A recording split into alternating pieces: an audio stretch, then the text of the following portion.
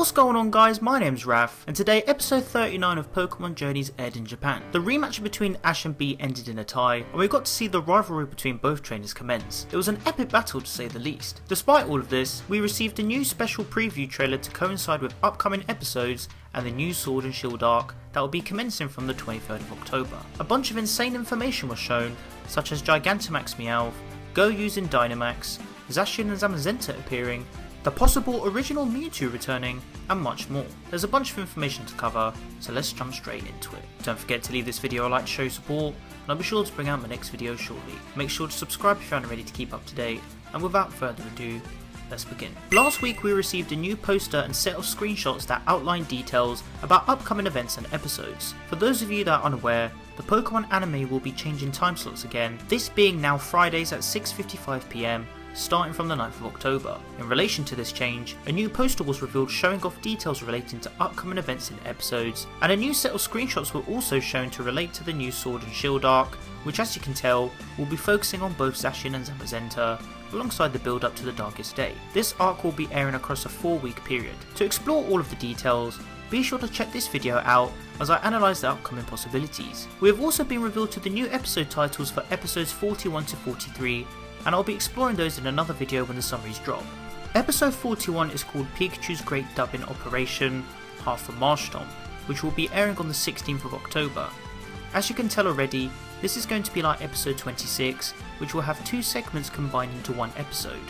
Episode 42 is part 1 of the Sword and Shield arc, called The Slumbering Wild, which will be airing on the 23rd of October, and episode 43 is part 2 of the Sword and Shield arc, named Black Knight, which will be airing on the 30th of October. After episode 39 finished airing, a new special preview trailer was revealed, and oh boy, it had a lot to deliver. Let's now explore the possibilities revealed, alongside a few theories and predictions. Before I begin, the details I'll be discussing are in no particular order.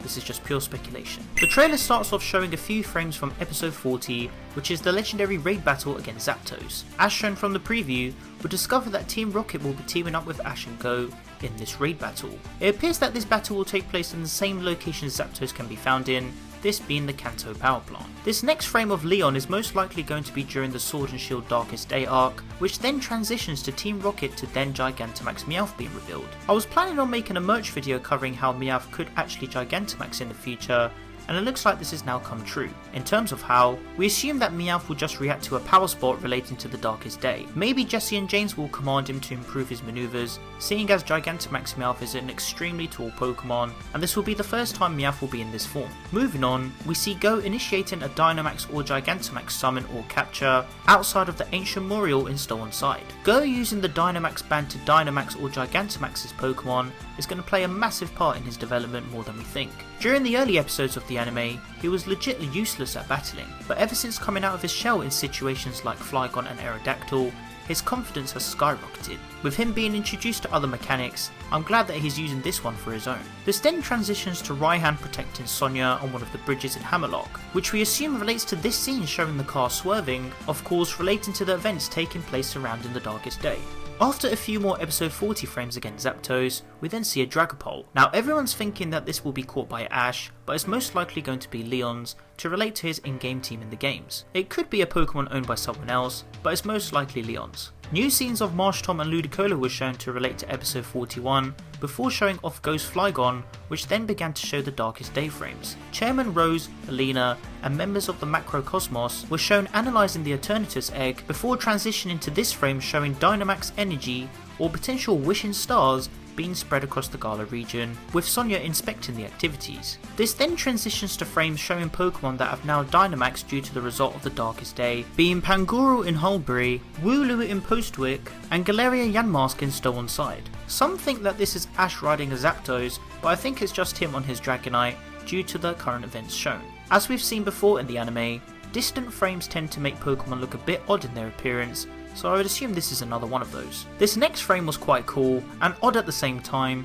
seeing as we see Ash ride his Dragonite above the battle tower. Many people have been making a meme out of this due to the fact that Ash is riding his Dragonite in Gala, bearing in mind that Dragonite isn't available in the Sword and Shield games, but still, it was cool to say the least, and reminded us of when Ash rode Dragonite alongside Lance. Leon's Lizardon gets shown before we see the frames of Ash and Go in the Slumbering Weald to relate to the screenshots revealed from last week. We then see the two heroes of many battles emerge in their crowned forms after most likely being summoned by Ash and Go with the rusted sword and rusted shield, before seeing the final frames of Eternatus emitting the red light to absorb Galar's energy from the sky. To conclude the special preview, we then see Eternatus appear. One final detail to mention is this frame of Mewtwo.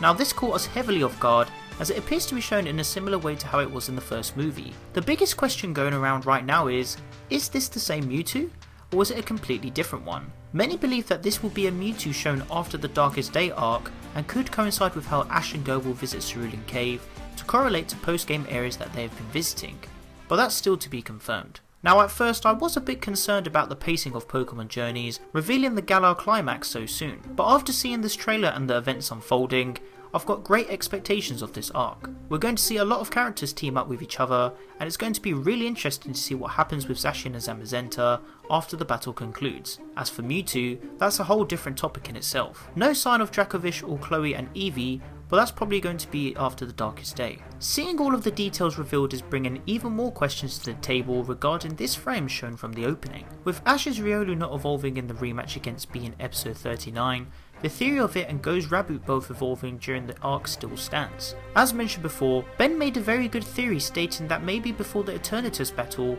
both Pokemon will evolve at the same time to then coincide with this frame. It could even be during the battle before Zacian and Zamazenta appear. With relation to all of the merch tying into the release date of this arc, it could make perfect sense for them to evolve at this time.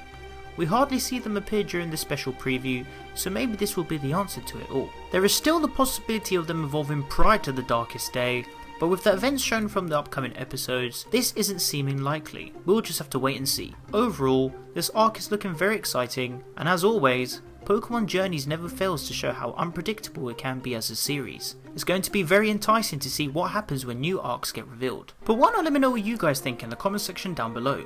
If you guys would like to interact with me, then be sure to follow me on Twitter and join the Team PokeRef Discord server to discuss all things Pokemon. You can find the rest of my social networks on the screen and in the description below. If you enjoyed the video, then be sure to leave it a like, as your support is greatly appreciated. Don't forget to share the video with your friends. Finally, make sure to subscribe to keep up to date with my videos, and click on the little bell to enable notifications so you guys get notified when I upload a new video. I hope you guys enjoyed this video, and be sure to stick around for more Pokemon content. Thank you so much for watching, and I'll catch you guys in the next one. Peace.